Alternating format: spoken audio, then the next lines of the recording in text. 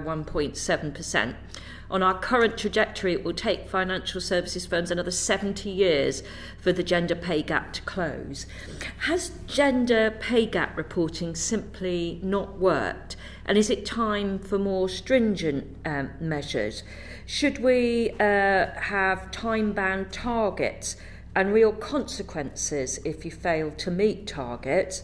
Or should the government start publishing a list and naming and shaming those with the worst pay gaps? From the first year, 2018, when we're looking back at 2017, there were a lot of firms in a complete panic and worried that their 30% pay gap or 60% when it came to bonuses, which obviously part of the culture. Next question. Okay, well, I won't preempt that too much then, but they were so worried, and I got so many calls about, my goodness, how are we going to even cope with, the PR part of this, and what are we going to do? Da, da, da. Now I'm afraid once the numbers came out, and because everyone could see that the whole sector was pretty rough in terms of the numbers, I think at that point it was 29% on average for the median salary, and roughly double that for the bonus.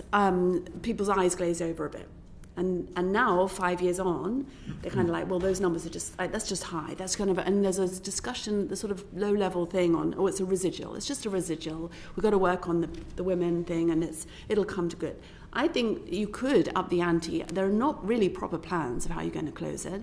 Diversity Project did take two big firms, they volunteered, and we looked at where, going back to your point, Alicia, the data was, where would the interventions make the most impact? And those two firms, I believe, then went and did something about it, and things did improve for them. But to have that same level of commitment and granularity, at the moment, again, it's gathering dust. There's a sort of vague notion of we'll work harder next year kind of thing.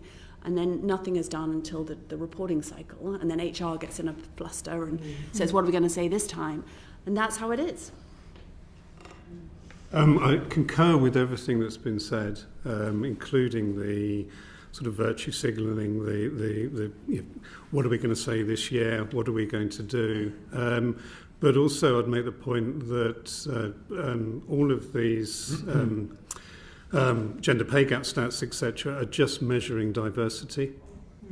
And there's nothing, and I think it's really important that we also find measures to measure inclusion, because there's no point in having more diversity if the culture isn't changing, if the behaviours aren't changing and the values aren't changing. Women having to perform and be fixed to succeed in a man's world with the current culture isn't the answer. We need to change the culture, and we need to measure and put pressure on changing the culture.